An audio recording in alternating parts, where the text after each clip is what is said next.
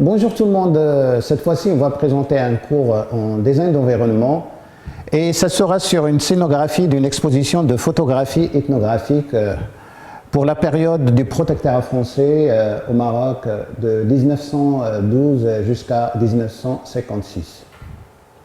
Donc avant de commencer, on va voir le proverbe de Edgar Degas qui dit « L'art n'est pas ce que vous voyez, mais ce que vous faites voir aux autres ». Donc, j'ai essayé de vous faire, de partager avec vous ce proverbe afin de vous motiver à la création tout simplement et pour commencer le cours en bonne humeur. Donc, je rappelle en bref. La définition du design d'environnement consiste en l'imagination d'espaces nouveaux qui modifient le cadre bâti et il s'exprime par un projet conçu en référence à des espaces existants qu'il va falloir reconsidérer dans leur fonctionnement et leur aménagement. Il traite des relations entre l'homme et la ville dans ses différentes composantes publiques ou privées, l'espace de travail ou de commerce intérieur ou extérieur, etc. Donc, pour l'introduction, l'histoire de la photographie et celle de l'ethnologie commencent à la même époque.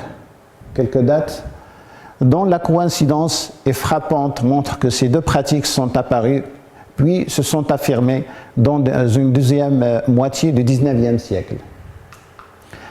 En 1839, alors que la photographie était donnée au monde, la Société ethnographique de Paris voit le jour en 1859, alors que la photographie est admise au Salon des Beaux-Arts. La Société ethnographique de Paris et la Société anthropologique de Paris sont créées, mais cette histoire commune ne suffirait pas à lier photographie et ethnologie. De nombreux points communs semblent rapprocher ces deux disciplines. Roland Barthes avait souligné le caractère ethnologique de toute photographie. Il disait « Comme la photographie est une contingence pure, il ne peut être que cela.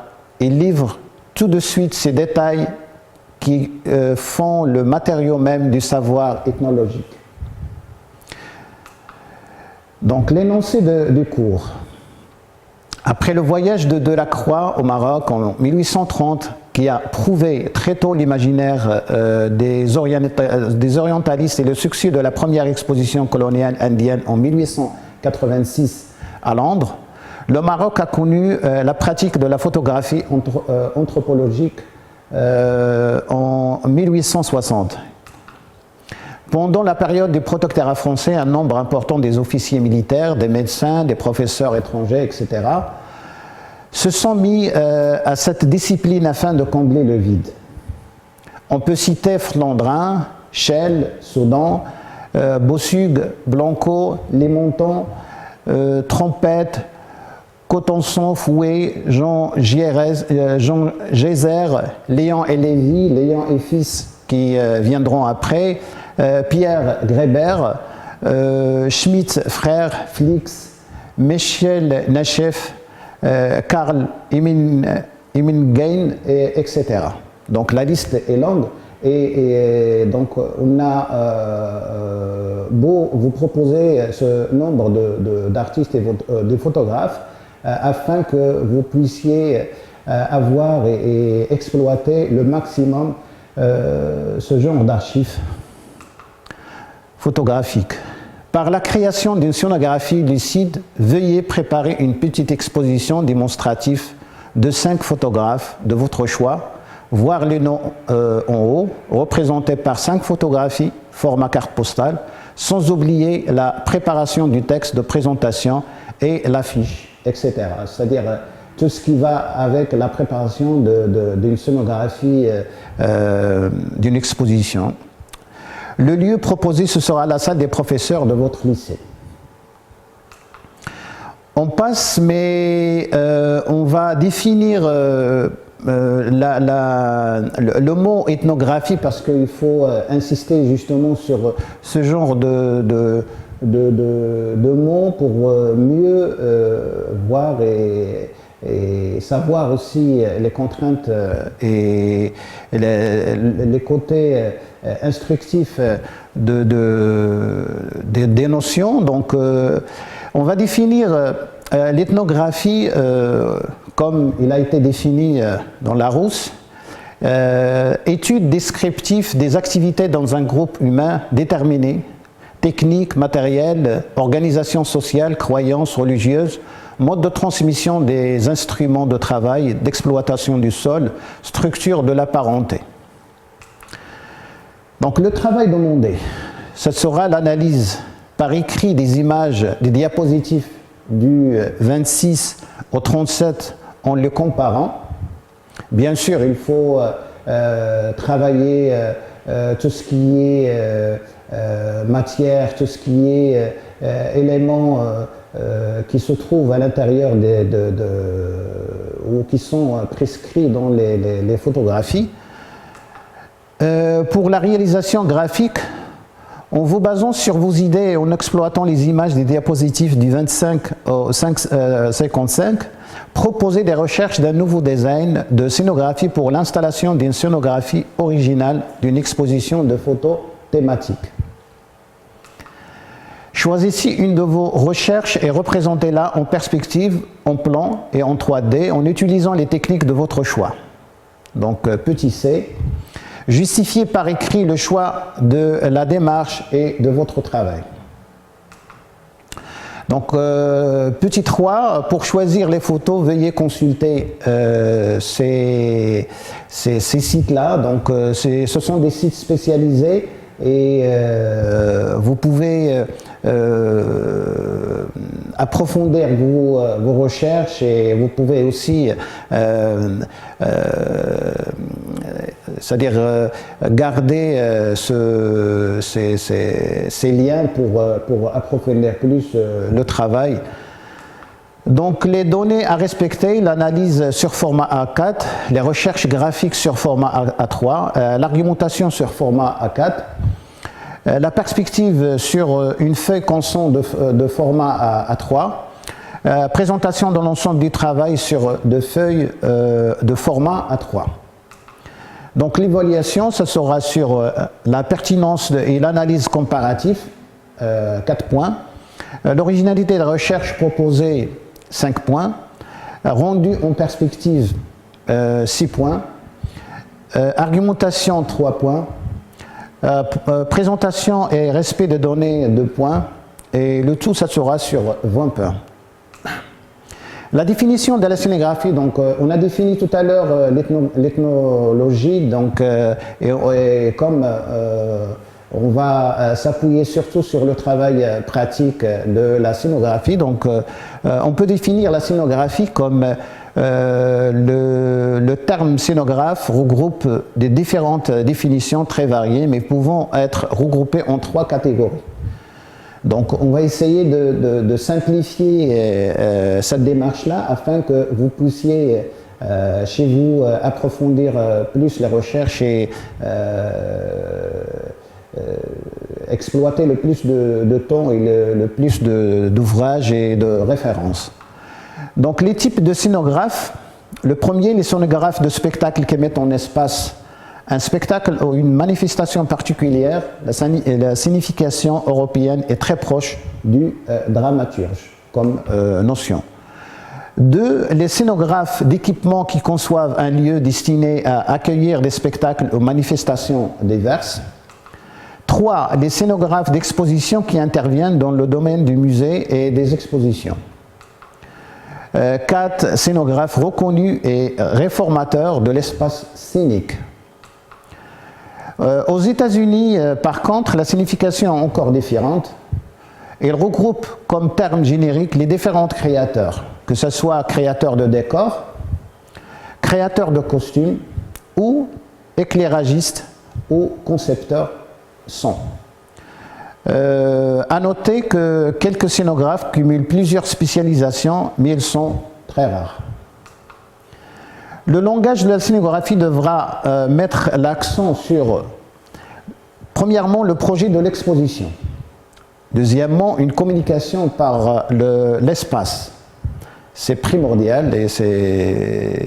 Et trois, l'apprentissage en jeu, que ce soit, c'est-à-dire tout ce qui est apport cognitif. L'organisation de l'espace, exemple pour inspiration, donc on va vous montrer des images afin que vous puissiez approfondir et avoir plus d'inspiration. Donc là, c'est la première scénographie, donc on voit très bien, il s'impose dans l'espace et il identifie vraiment son espace avec le volume, la couleur, la taille. Donc il faut prendre en considération tous ce genre ces éléments afin d'aboutir à votre projet. Donc la deuxième image, donc on voit très bien, ça rappelle le zoom de la photographie ou de l'appareil photographique, mais il donne aussi plusieurs possibilités d'afficher plusieurs photos dans un espace assez restreint et très libre et très ouvert. Là, c'est une troisième situation, donc on essaye de joindre le sol au mur à travers un système très pauvre et très minimaliste. Là, c'est une quatrième photo qui représente vraiment l'occupation de l'espace et justement ça prouve l'originalité du sonégraphe. Donc les notions à respecter, ce sont premièrement une conception de présentation. Deuxièmement, une mise en place de la scénographie et des objets, bien sûr. Troisièmement, système d'accrochage. Quatrièmement, système de valorisation des photographies. Donc là, on a un exemple d'accrochage. Donc, on voit l'assemblage des photos, le cadrage, la mise en place aussi dans les murs, l'intervention ou l'intégration du texte avec l'image. Donc on voit un très beau travail de Christian Boltanski, qui travaille avec Annette. On va voir le travail d'Annette Messager aussi, qui est sa femme, deux artistes français contemporains qui sont très actifs et ils sont dans la création contemporaine française et internationale. Donc il installe ici des sortes de cadres, de grands cadres, mais il n'essaye pas de les plaquer dans le mur, il essaye de les investir dans l'espace de l'exposition avec une lumière très spéciale et qui donne un aspect très spécial aux photographies. Donc là, c'est un autre travail de Boltanski Christian. Donc on voit le système d'accrochage, on voit aussi l'enjeu qui exploite avec les petites lumières, les petites lampes et les cadres. Donc ça donne les fils aussi. Donc tout ça, il crée un langage très spécial à la photographie. Donc là, c'est un travail de sa femme Annette Messager.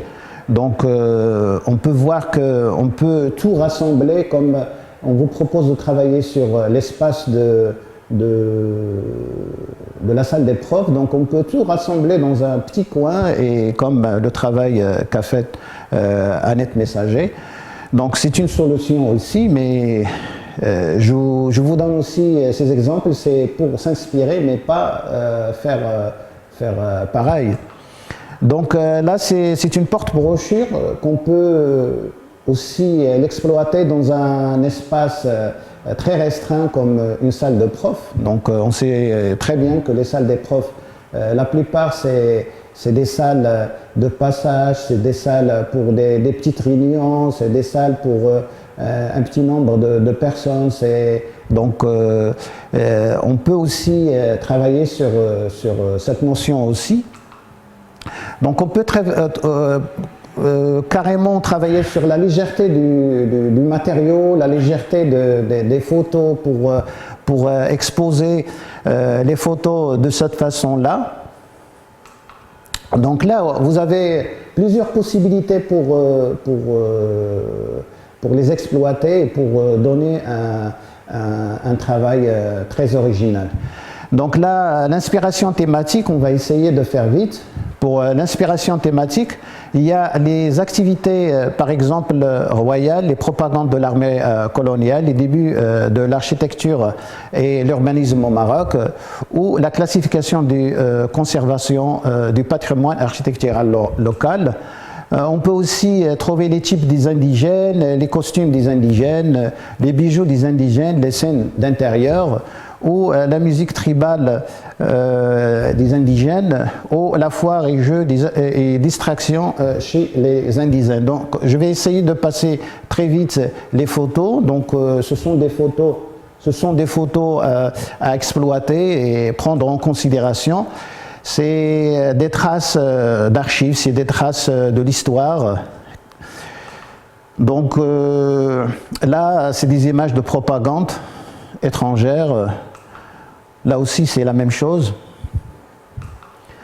Là, c'est des images qui témoignent de la construction de la nouvelle ville au Maroc.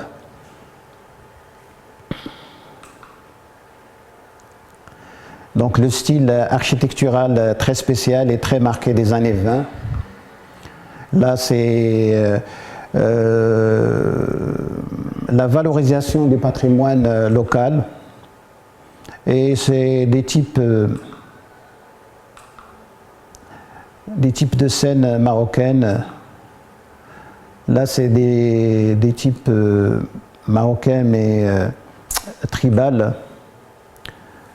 qui font la musique, par exemple. Voilà. Donc pour les critères d'évaluation, la pertinence de l'analyse comparative, donc on va mettre le design, scénographie, forme, volume, couleur et matériaux de points, l'interprétation personnelle de points, l'originalité des recherches proposées, donc la créativité et la logique de la démarche, ça sera sur 2 points, l'exploitation de la documentation, ça sera sur 1 point, l'organisation, l'espace fonction, ça sera sur 2 points, le rendu en perspective, le choix de la proposition, ça sera sur 1 point. La qualité technique de l'exécution, ça sera sur 2 points. Le rendu en 3D, ça sera sur 3 points. L'argumentation, justification des choix, ça sera sur 1 point. Logique de la démarche, ça sera sur 2 points. Présentation et respect des données, le soin et maîtrise, la mise en page, ça sera sur 1 point. Respect des données, ça sera sur 1 point. Merci de votre attention.